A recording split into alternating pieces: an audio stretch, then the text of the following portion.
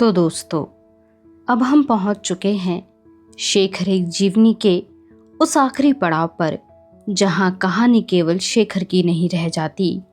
यह एक ऐसे मनुष्य की यात्रा है जो लगातार अपने भीतर झांकता रहा, अपने प्रेम, अपने विद्रोह, अपने अपराध बोध, अपनी स्वतंत्रता और अपने अस्तित्व को समझने की कोशिश करता रहा। अब जो कुछ आगे घटेगा वह केवल इस कथा का अंत नहीं है, बल्कि शेखर की उस अंतहीन तलाश का एक पड़ाव है जिसका जवाब शायद उसे भी पूरी तरह नहीं मिला।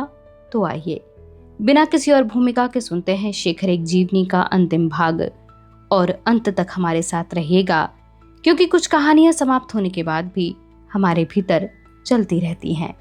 सवेरे सवेरे ही एक युवक ने आकर पूछा, दादा कहाँ हैं? कौन दादा? शेखर ने रुखाई के साथ कहा। इतने में अतिथि आ गए और बोले, ओ अच्छा शेखर, ये मेरे लिए आए हैं। दादा ने अपना रिवॉल्वर और गोलियां रखकर बाकी शस्त्र और गोलियां युवक को दे दी और कुछ आदेश देकर विदा कर दिया। फिर स्वयं भी चले। जाते वक्त शेखर से कह गए, दोपहर को तैयार रहिएगा। शेखर ने पहले सोचा था कि शशि से कुछ नहीं कहेगा, किंतु दोपहर को जल्दी लौटने और फिर जाने पर वह पूछेगी और तब बताने से अभी कहना अच्छा है, यह सोचकर उसने शशि को बता दिया कि दोपहर को लौट आएगा क्योंकि दादा के साथ कहीं जाना है। कहाँ? क्या करने? जमुना के पार कहीं। क्यों? यह तो मालूम नहीं। यानी ना पूछूं? नहीं शशि, सचमुच मेरा क्या काम है मुझे नहीं मालूम। दोपहर को शेखर आवश्यकता से भी पहले लौट आया और दादा की प्रतीक्षा करने लगा। दादा नहीं आए। लगभग 3 बजे सवेरे वाला युवक आया और बोला, दादा आपको वहीं बुला रहे हैं, वे स्वयं अभी नहीं आएंगे। शेखर चुपचाप तैयार होकर साथ हो लिया। चलते समय शशि ने पूछा, कब तक लौटोगे? शेखर ने अनुमान से कहा, दिन छिपे तक लौट आऊंगा, घबराना मत, और चला गया। पुल पार करके दोनों नदी के किनारे हो लिए। एक गांव पार करके मील भर जाने के बाद सरकंडे के एक झुरमुट की ओट में दादा मिले। देखते ही उन्होंने युवक से पूछा, ऑल क्लियर? मेरे ख्याल में तो ठीक ही है, पुल पर एक दिखा था, यह है यहाँ तो ठीक है। झुरमुट से आगे रेती का ढाल था जिससे एक सूखी खाई सी बन जाती थी। उससे आगे फिर ऊंची जगह थी। खाई में आदमी किसी ओर से नहीं दिखता था और चांदमारी के लिए दोनों ओर रेत की दीवारें मानो खास बनाई गई थीं। एक ओर को जमुना की दुबली धारा थी। कुछ विस्मय से शेखर ने जाना कि वहां लगभग सामने परली पार उसका घर था। शेखर को एक ओर पहरा देने के लिए नियुक्त किया गया, युवक को दूसरी ओर। दादा खाई में चले गए। थोड़ी देर बाद एक फायर सुनाई दिया, फिर थोड़ी देर बाद इक्के दुक्के कई एक फायर, कुछ तीखे और कुछ चिड़चिड़े, कुछ गंभीर। थोड़ी देर बाद दादा लौट आए, बोले, सब ठीक ही है, बाकी कारतूसों में कुछ पुराने हैं, धोखा दे सकते हैं। तीनों वापस लौटने लगे, किंतु जब सड़क के पास पहुंचे तो दादा अचानक ठिठक गए। शेखर ने देखा पुल की ओर से एक खाकी रंग की लारी आ रही है जिसमें कई एक पुलिस के सिपाही हैं।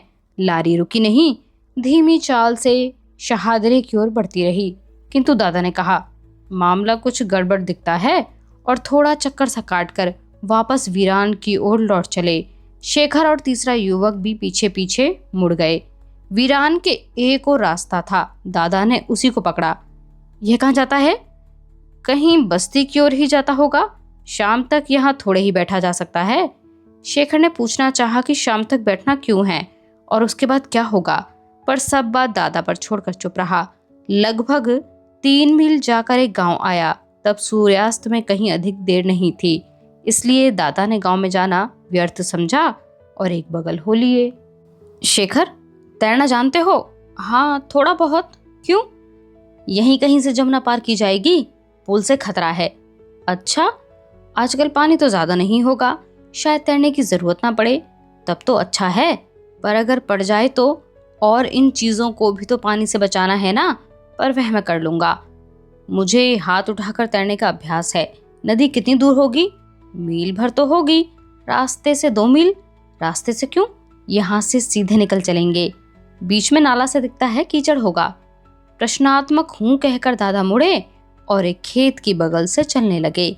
सामने से खेत की पेड़ पर अपने को तौलती हुई एक किसान लड़की चली आ रही थी।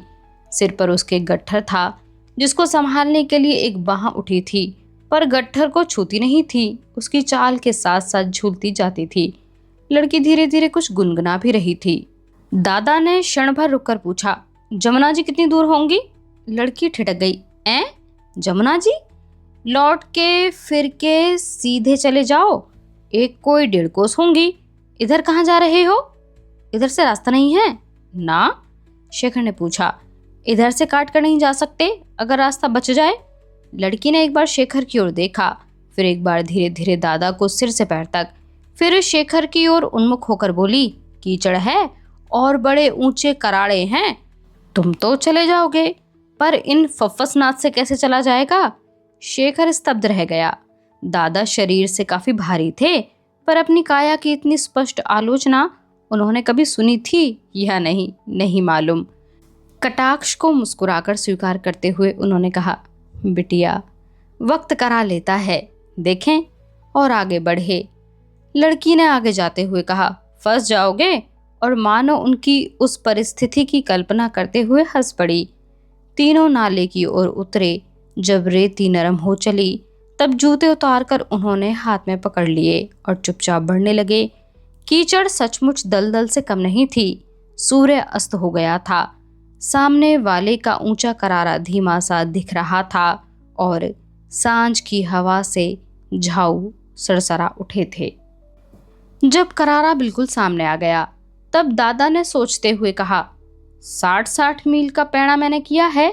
छोकरी कहती थी फफसनाथ। फिर थोड़ा हंसकर, हो ही गया हूँ कुछ मोटा।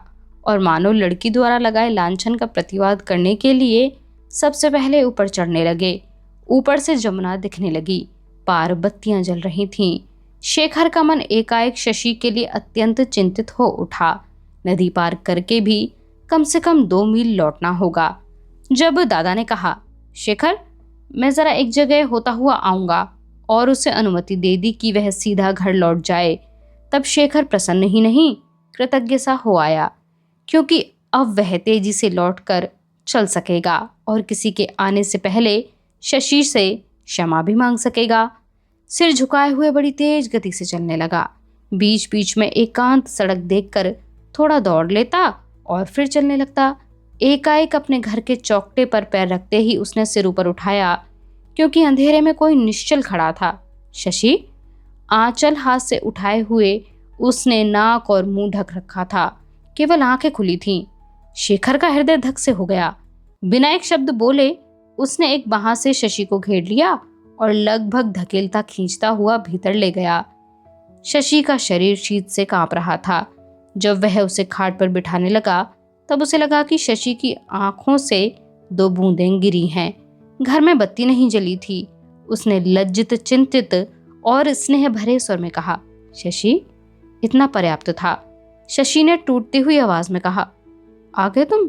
और फूट पड़ी। शेखर लज्जा से गड़ गया, कुछ बोल नहीं सका। फिर सहसा कर्तव्य याद करके शशि को कंबल उड़ा दिए और लपक कर अंगीठी जलाने चला।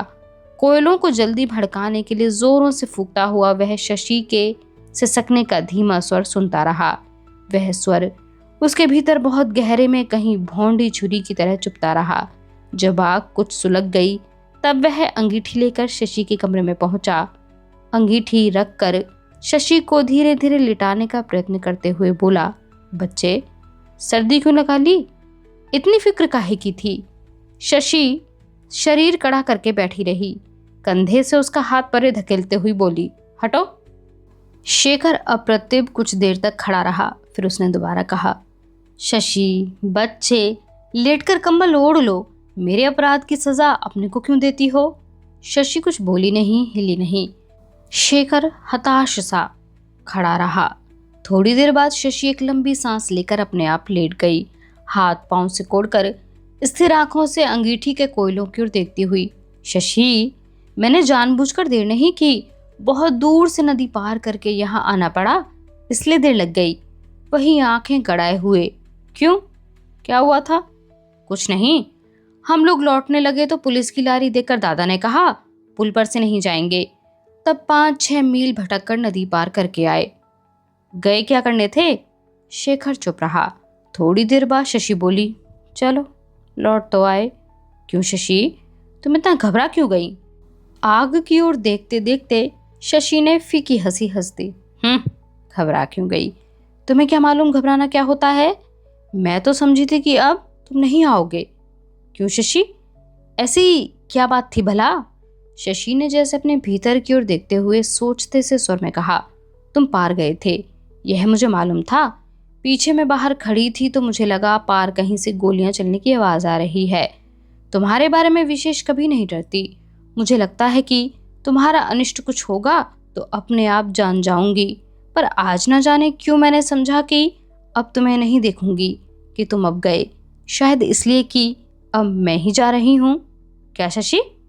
हाँ शेखर, घबराहट बुरी चीज है, पर कभी कभी उससे दिव्य दृष्टि मिलती है। तुम्हारी बाट देखते देखते, तुम्हारी क्या, तुम्हारे कुछ समाचार की प्रतीक्षा करते मैंने बहुत कुछ देखा है जो पहले नहीं देखा था। इतना स्पष्ट नहीं। क्या शशि? बहुत कुछ। किसी विदेशी उपन्यास में पढ़ा था कि प्यार एक कला है और कला संयम का दूसरा नाम है, और इसकी व्याख्या की गई थी किसी भी एक व्यक्ति को इतना प्यार नहीं करना चाहिए कि जीवन में किसी दूसरे उद्देश्य की गुंजाइश ही न रह जाए, कि जीवन एक स्वतंत्र इकाई है और यदि वह बिल्कुल पराधीन हो जाए तो यह कला नहीं है, क्योंकि कला के आदर्श से उतर कर है। तब नहीं समझी थी कि यह सब क्या है। शेखर भी चुपचाप आग की ओर देखने लगा। स्वीकार तो अभी नहीं किया, पर समझ आ गई। मैं कला से आगे चली गई हूँ और मैंने देखा यह ठीक है, मेरे लिए ठीक है। जीवन में दूसरे उद्देश्य की गुंजाइश मुझे नहीं चाहिए, क्योंकि अब जीवन भी और नहीं है। शेखर ने आहत होकर कहा, शशि, तुम्हें बहुत क्लेश पहुंचा है इसलिए ऐसी बातें कर रही हो। नहीं शेखर, नहीं। तुम्हारे बारे में जो कुछ आज मैंने देखा उसमें चाहे भूल हो, पर इस बारे में नहीं। मेरा काम पूरा हो गया। शशि के स्वर में इतनी निश्चयात्मकता थी कि प्रतिवाद में शेखर कुछ बोल नहीं सका। अब तक खड़ा था, अब सहसा शशि की चारपाई पर बैठ गया। उसका स्तब्ध मन शशि की बात का पूरा अभिप्राय समझने का प्रयास करने लगा, पर इससे आगे नहीं बढ़ सका कि शशि कहती है वह अधिक नहीं जिएगी। शशि ने धीरे धीरे आंखें बंद कर लीं। शेखर आग की ओर देखता रहा। बहुत सा समय बीत गया। कोयलों पर राख की परत पड़ गई। शेखर अंगीठी को हिलाने के लिए उठने वाला था कि उसे लगा शशि की सांस काफी तेज चल रही है। उसने धीमे से पुकारा, शशि, और उसके माथे पर हाथ रखा और तत्काल खींच लिया।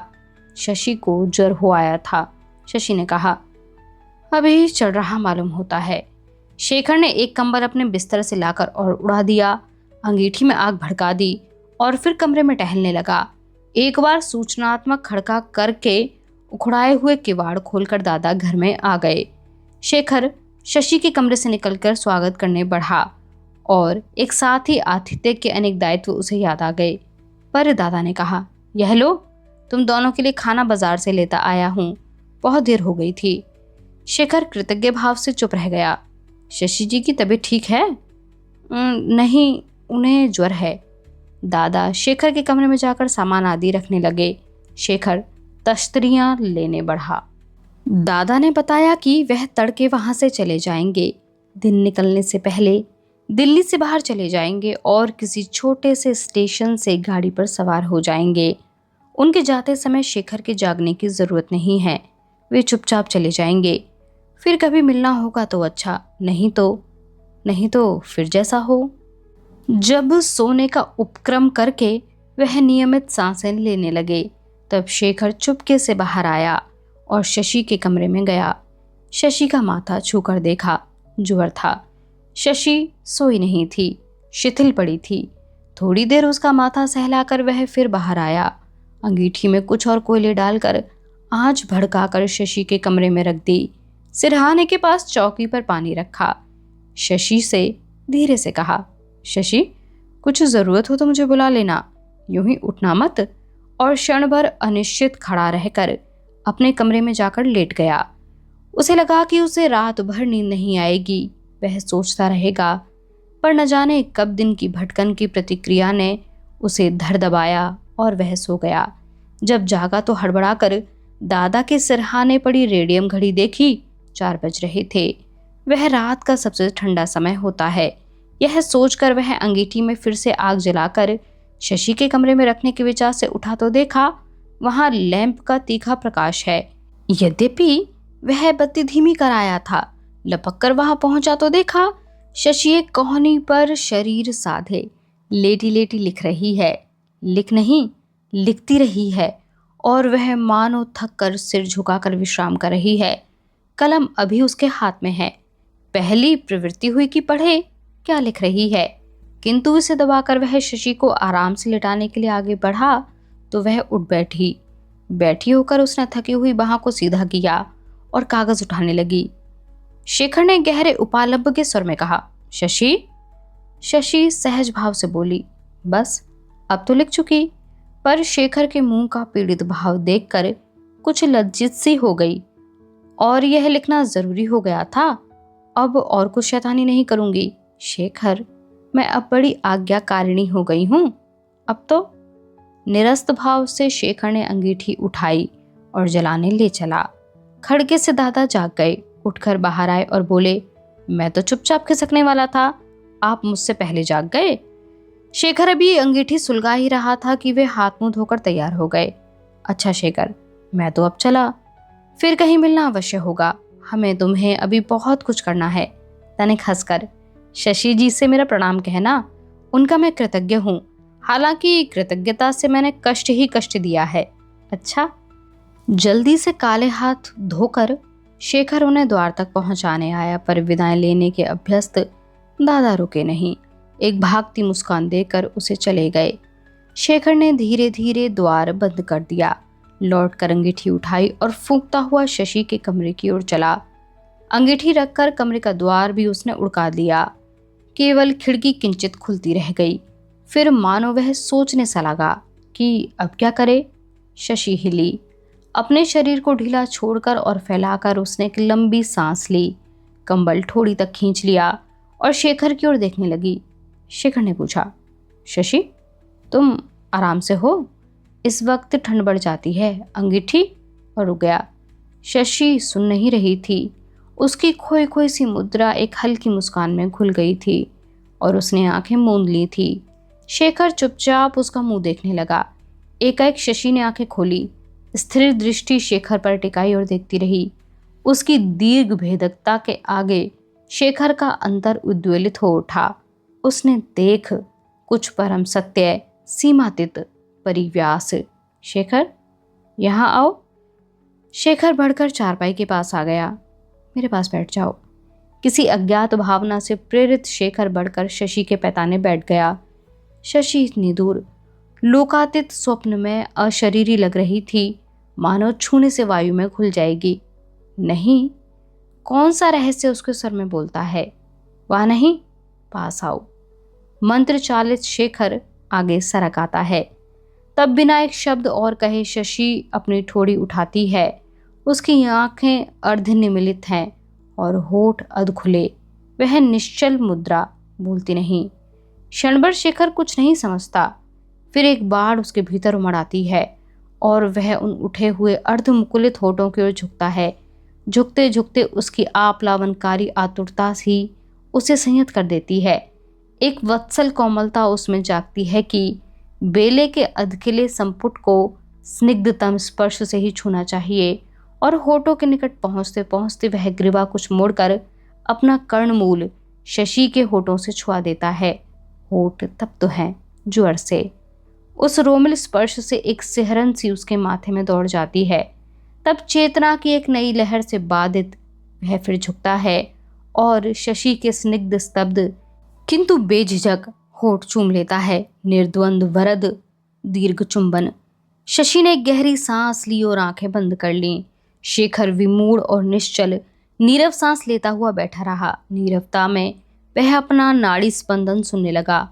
फिर उसे भ्रम हुआ कि यह उसका नहीं, शशि का स्पंदन है। फिर लगा कि वह उन दोनों का नहीं, प्रत्युष की आंतरिक परिव्याप्त नीरवता का स्पंदन है। रात की धूसर आच्छन्नता में भोर की अरुणाली घुलाई। शेखर, तुम मुझे गाना सुना करते हो, अब मैं कहूँ तो कुछ सुनाओगे? मैं? हाँ, गाकर नहीं, पढ़कर। आंख के इशारे से अलमारी जताते हुए शेखर ने कहा, वहां से काली सी कॉपी निकालो, निचले खाने में। शेखर ने कॉपी निकाली। मुझे दो। शशि ने कॉपी निकाली।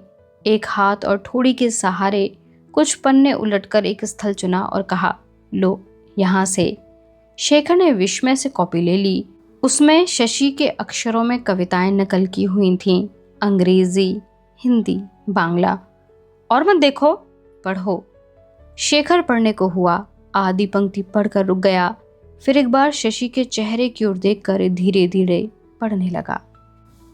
I want to die while you love me, while yet you hold me fair, while laughter lies upon my lips and lights are in my hair. I want to die while you love me. Oh, who would care to live till love has nothing more to ask and nothing more to give? I want to die. तुम्हारे प्यार के रहते हुए ही मैं मर जाना चाहती हूँ, जबकि मेरा रूप तुम्हारी आंखों में सुंदर है और मेरे होठों पर हंसी है, मेरे केशों में कांति। तुम्हारे प्यार के रहते हुए ही मैं मर जाना चाहती हूँ। तब तक कौन जीना चाहेगा, जबकि प्यार के पास शेष रह जाए न कुछ मांगने को न कुछ देने को। मैं मर जाना चाहती हूँ। एकाएक रुककर उसने कहा, नहीं शशि, मैं नहीं पढ़ूंगा यह।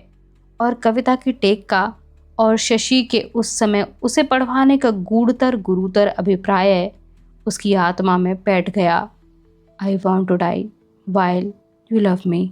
नहीं, बिल्कुल नहीं। डरते क्यों हो शेखर? यह तो पुरानी कविता है, मेरी हंसी तो पहले ही आ चुकी। नहीं शेखर, तुम्हें दुख नहीं पहुंचाना चाहती, ऐसे मत देखो मेरी ओर। हमने जाना ही बहुत देर से।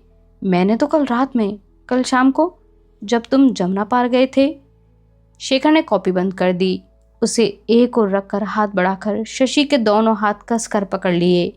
देर बाद शशि ने कहा, छोड़ो, मैं अभी थोड़े ही मर चली हूँ, और मुस्कुरा दी। फिर स्वर बदलकर, शेखर, तुम अब काम धाम करना चाहो तो करो, जाओ, मैं सो जाऊंगी।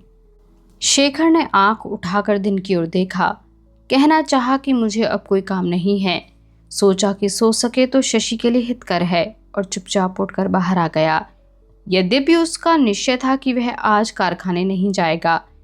नित्य कर्म के बाद चूल्हा जलाकर उसने दूध में थोड़ा सा दलिया बनाया, 3 संतरों का रस निकाला, फिर शशि के कमरे की ओर दबे पांव देखने गया। खिड़की से झांक कर देखा, शशि स्निग्ध नींद में सोई थी।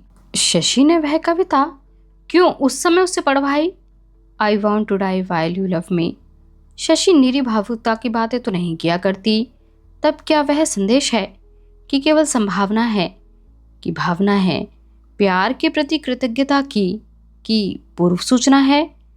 उसने अपने कमरे में जाकर मौसी को एक छोटा सा पत्र लिखा कि बहुत दिन से समाचार न मिलने से वे दोनों चिंतित हैं, कि और सब ठीक चल रहा है, कि शशि अस्वस्थ है और हो सके तो वे थोड़ा सा रुपया भेज दें। एक बार उसका हाथ अटका कि वह पहले का अभिमान क्या हुआ, किंतु उस अभिमान की यथार्थता उस समय किसी तरह उसके मन के आगे स्पष्ट न हो सकी। उसके लिफाफे पर पता लिखा। एक बार फिर शशि की ओर झांक कर देखा, फिर धीरे से बाहर निकलकर कुछ दूर पर लेटर बॉक्स में डालने चला। शशि अभी जागी नहीं थी। उसके माथे पर प्रस्वेद की बूंदें थीं। ज्वर उतर रहा था। शेखर धीमे से कमरे के भीतर गया और शशि के सिरहाने जमीन पर बैठ गया। बाहर कई एक काम करने को थे।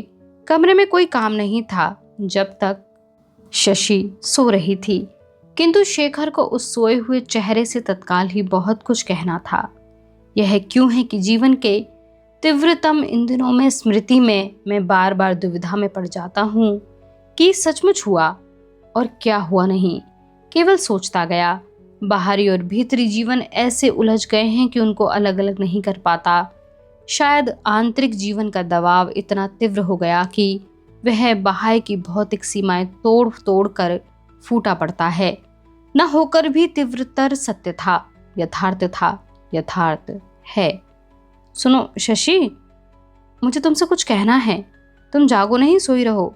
तुम सोई सोई भी सुन लोगी तो जो मैं कहना चाहता हूँ, क्योंकि मुझे वह तुम्हारे कानों से नहीं कहना, तुम्हारे होठों से कहना है, जो आज मेरी ओर बेझिझक उठे हैं, जिन्हें कुछ भी कहने में झिझक मुझे नहीं है, जब वे सोते हैं तब और भी नहीं। शशि, तुमने मुझे प्यार दिया है, तुमने मुझे वर दिया है। वर देने से पहले परीक्षा क्यों नहीं ली? लो मेरी परीक्षा, देखो कि मैं अधिकारी भी हूं कि नहीं। शशि, शक्ति मेरे पास रही है पर मैंने उसे जाना नहीं। आजीवन में विद्रोही रहा हूं, पर बार बार मैं अपनी विद्रोही शक्ति को स्वयं व्यर्थ बिखेरता रहा हूं। एक दिन तुम्हारे ही मुख ने मुझे यह दिखाया, बताया कि लड़ना स्वयं साध्य नहीं है।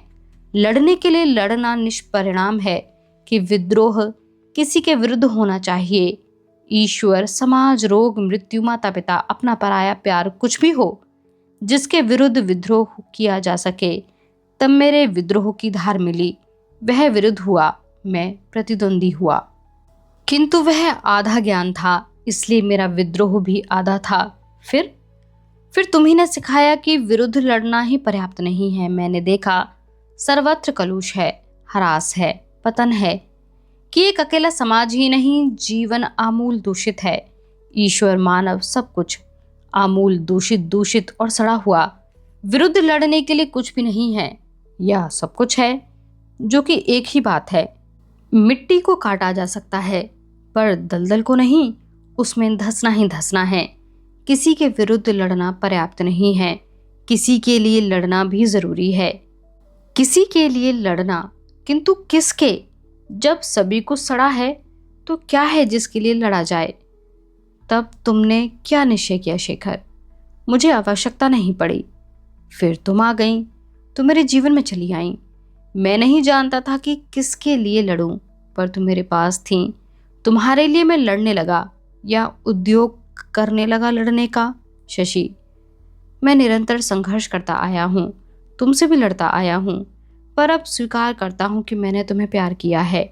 लड़ने में अपना श्रेष्ठतम मैं देता आया हूँ, क्योंकि मैंने तुम्हारे लिए दिया है। बीच में शंका हुई कि यह आदर्श घटिया है, फिर दूर हो गई, क्योंकि तुम किसी कोरे आदर्श से कम नहीं थी। किंतु फिर मेरे भीतर एक भूख जागी और उससे फिर एक नया संदेह। शशि, क्या मैंने पाप किया है?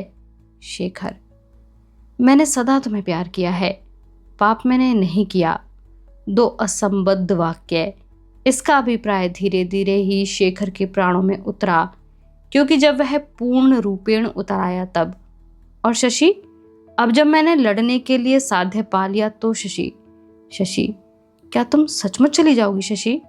हठात शेखर ने शशि का माथा जोर से पकड़ लिया। शशि जाग गई, उसकी उंगलियां शशि के हाथों को टटोलती हुई आईं।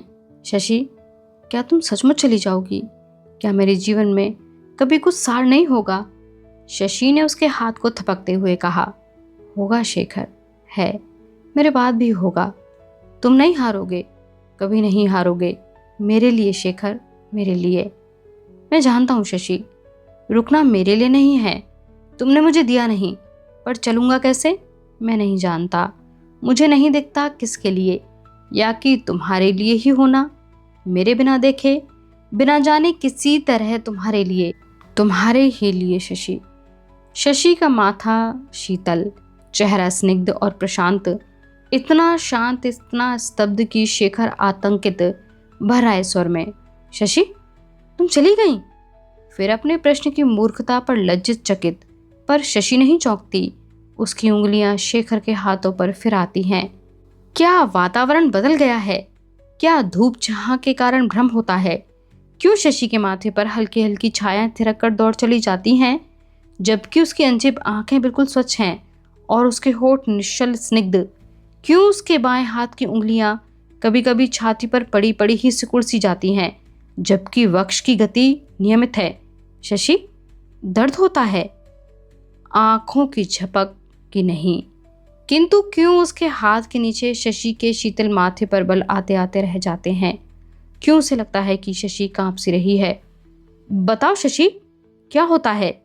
तब शशि हाथ उठाकर उसके बाल पकड़कर उसका सिर अपनी ओर खींच लेती है और कहती है, सुख शेखर, सुख।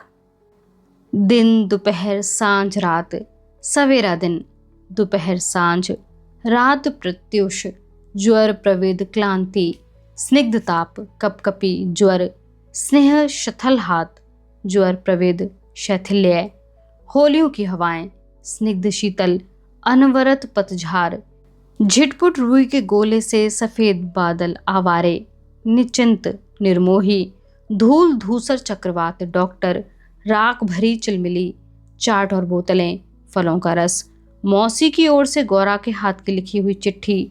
माँ की आंखों में घोर कष्ट है, इसलिए वे स्वयं नहीं लिख रही, तुम दोनों को बहुत बहुत आशीर्वाद दे रही हैं और कहती हैं कि शशि का हाल जल्दी जल्दी लिखना, इतनी इतनी देर से पत्र लिखना अच्छी बात नहीं है, परमात्मा करे वह जल्दी अच्छी हो जाए।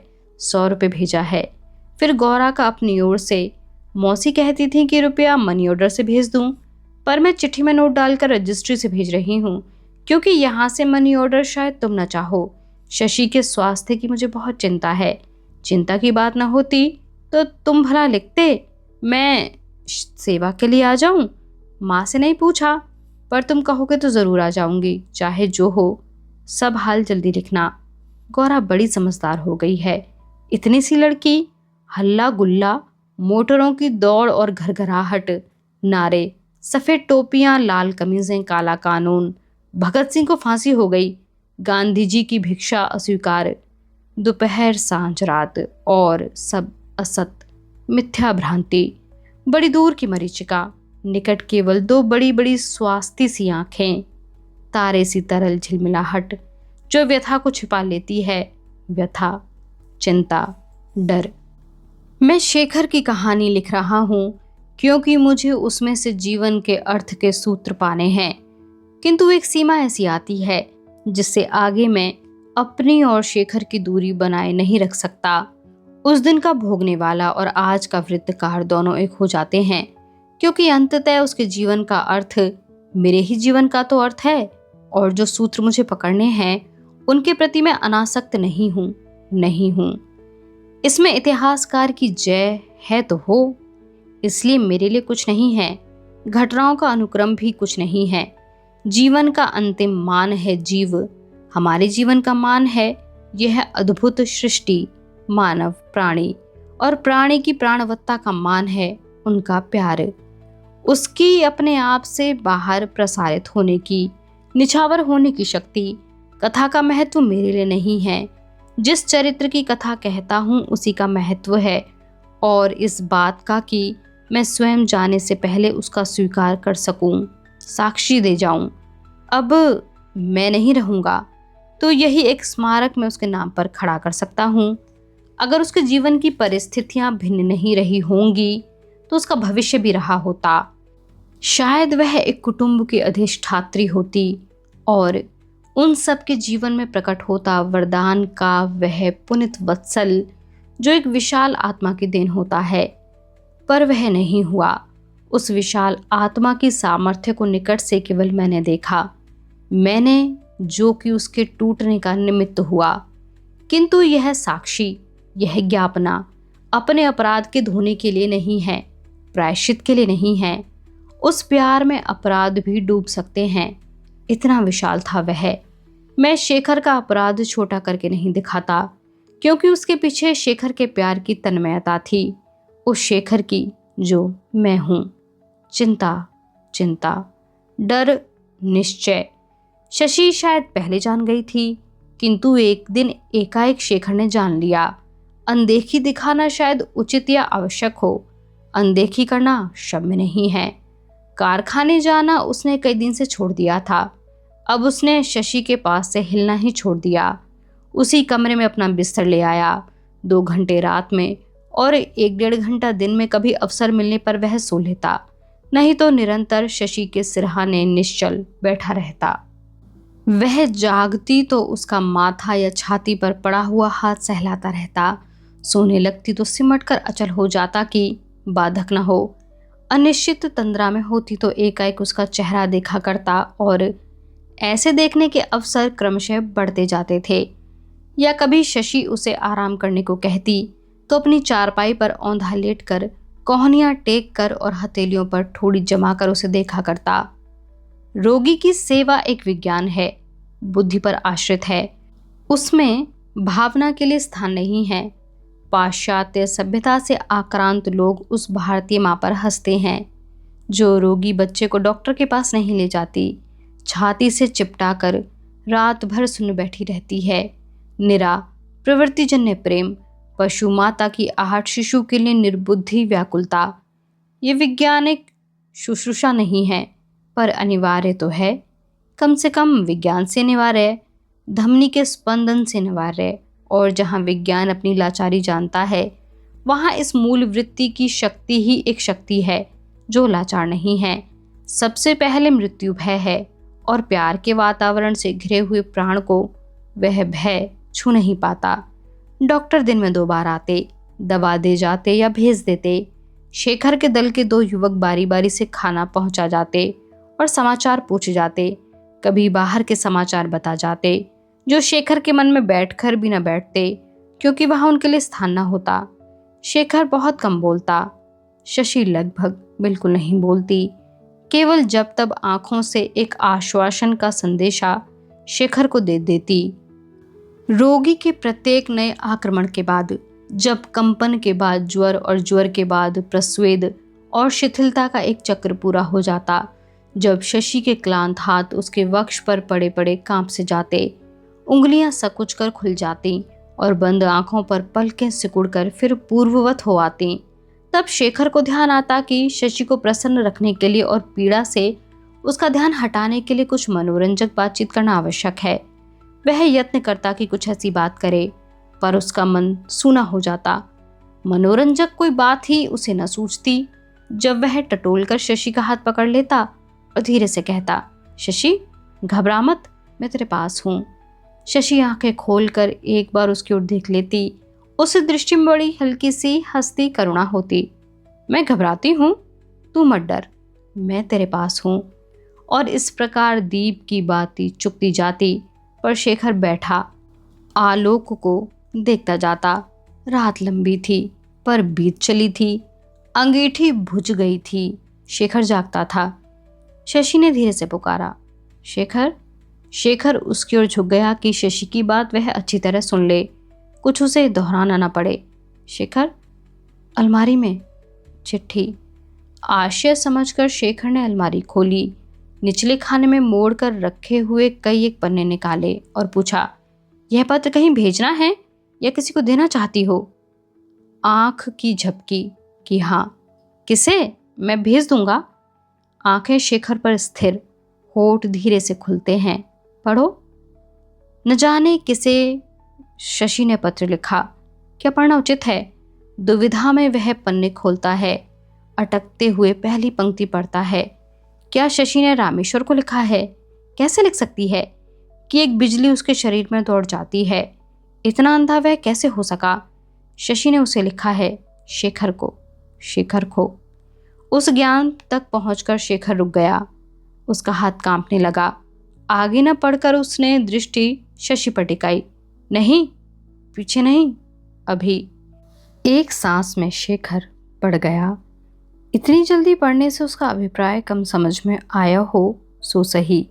उसके शब्द वाक्य के वाक्य तपी हुई धातु की तरह उसकी चेतना को दाग गए। उसके कानों में गूंजने लगे। साथ साथ घटनाएं भी घटने लगीं। उन घटनाओं में शेखर अपने पूरे व्यक्तित्व के साथ भागी था, पर वह गूंज भी साथ साथ थी, मानो 2 जीवन साथ साथ जिए जा रहे हों।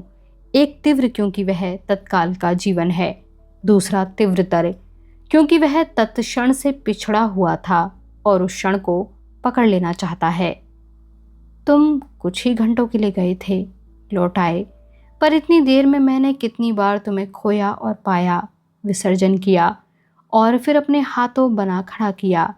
तुम्हारे स्नेह को मैं क्षण भर भी नहीं भूली शेखर, पर जब क्षण का उद्वेग चला गया तब मैंने तुम्हारे स्नेह से भी बड़ा कुछ देखा शेखर, तुम्हारा भवितव्य। स्नेह से बड़ा इसलिए कहती हूँ कि वह स्नेह उसका एक अंग है। उस क्षण की मैं कृतज्ञ हूँ शेखर।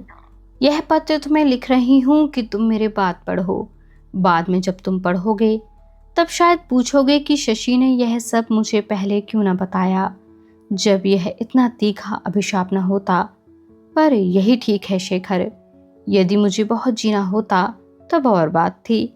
पर उस स्पष्ट दृष्टि में यह भी देखा कि कुछ दिन ही और बाकी हैं, इसीलिए अब भी इस पत्र में अपने प्यार की बात नहीं करूंगी।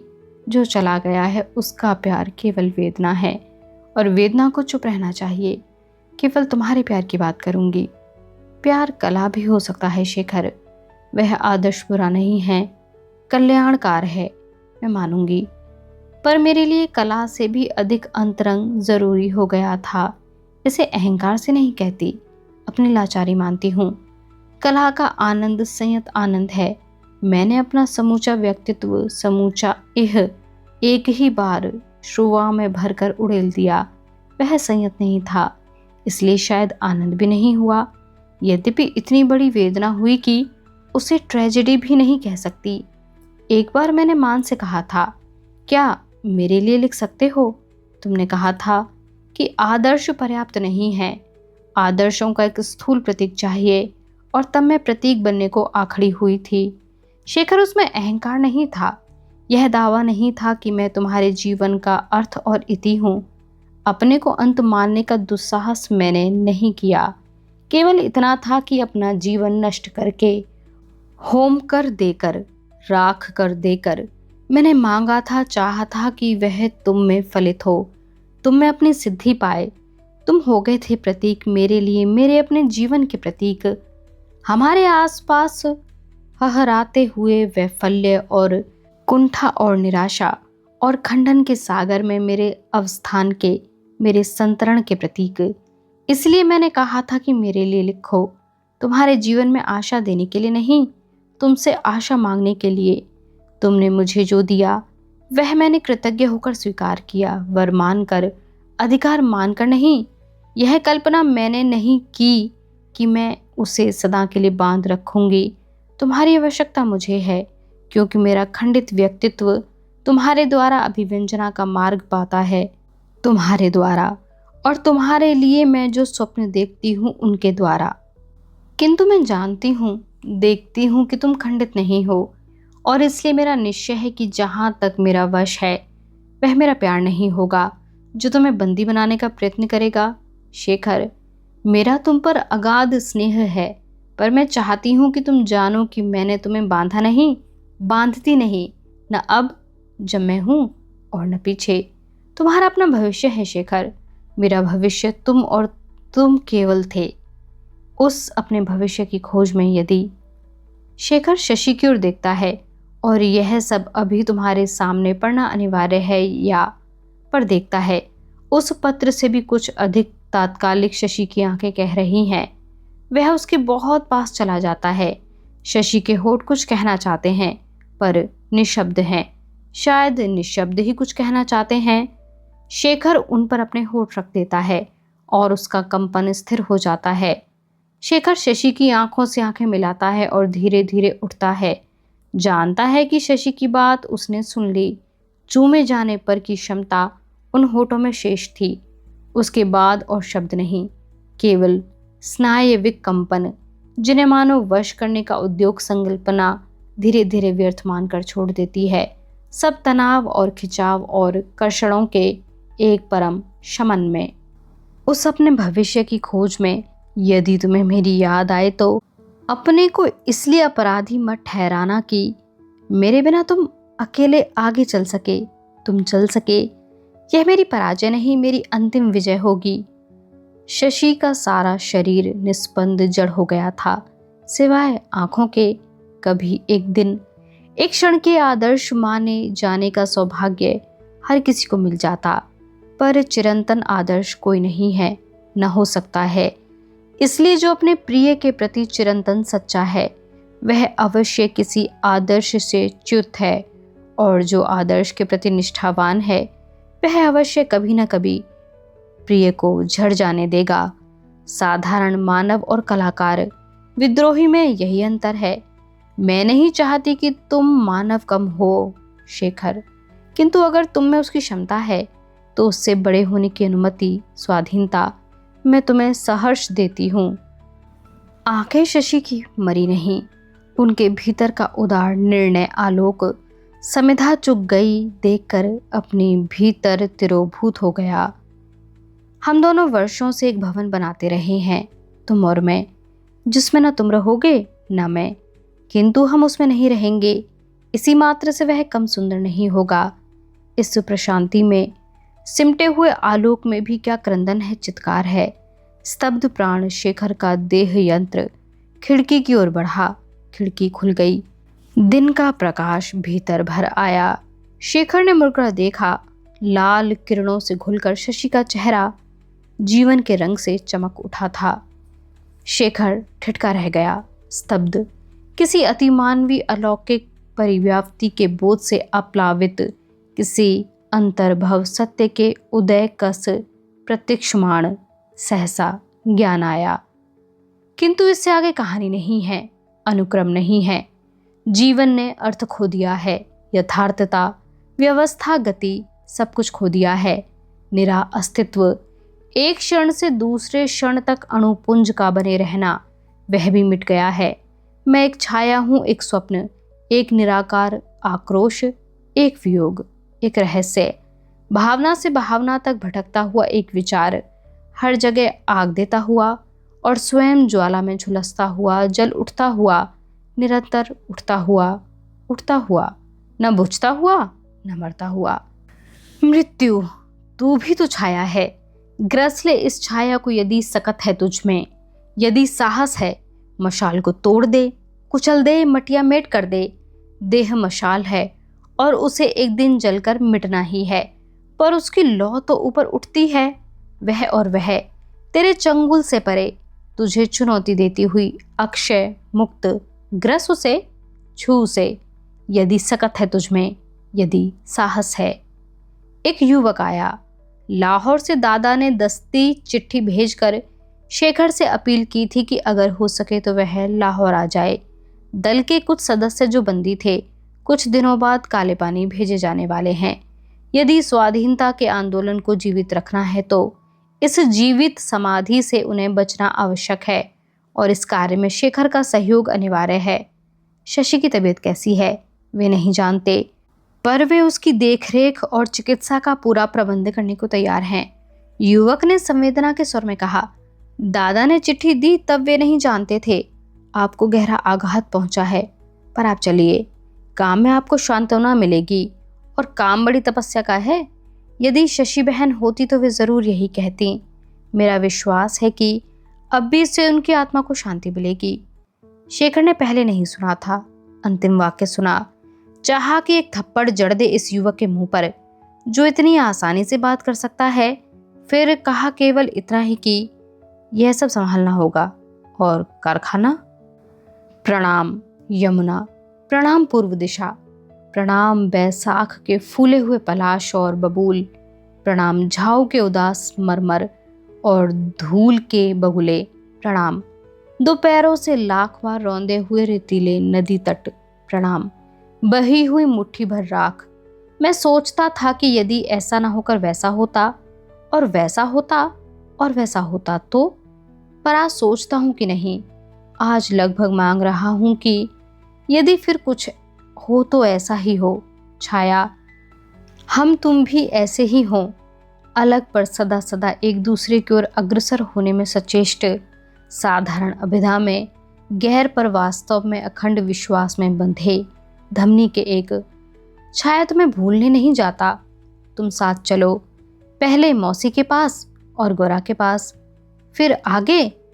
कर्म में विस्मरण नहीं है शशि, कर्म में तुम हो, चिरंतन प्रेरणा, चिरंतन, क्योंकि मुक्त और मोक्षदा। और यहीं आकर शेखर की यह यात्रा हमारे सामने एक ऐसे प्रश्न की तरह ठहर जाती है जिसका उत्तर शायद किसी एक व्यक्ति के जीवन में नहीं, बल्कि हम सबके भीतर छिपा है। शेखर को समझना केवल उसके जीवन की घटनाओं को समझना नहीं है, यह उस मनुष्य को समझने की कोशिश है जो लगातार अपने अस्तित्व, अपने प्रेम, अपने विश्वास और अपने विद्रोह से जूझता रहा। और शायद यही इस उपन्यास की सबसे बड़ी खूबसूरती है। शेखर की कहानी समाप्त होने के बाद भी शेखर समाप्त नहीं होता। वह अपने प्रश्नों के साथ हमारे भीतर रह जाता है। अज्ञेय का यह उपन्यास 2 प्रकाशित भागों में ही हमारे सामने आया, जबकि इसका तीसरा भाग प्रकाशित नहीं हो सका। इसलिए शेखर का अंत भी एक पूर्ण विराम से अधिक एक विराम चिन्ह जैसा लगता है। तो आज के इस अंतिम पाठ के साथ हम शेखर से विदा लेते हैं, लेकिन शायद उसके प्रश्नों से नहीं, क्योंकि कुछ पात्र किताब के आखिरी पन्ने पर नहीं छूटते, वे किताब बंद करने के बाद शुरू होते हैं। आपने हमारे साथ शेखर एक जीवनी की यह पूरी यात्रा सुनी, इसके लिए बहुत बहुत धन्यवाद।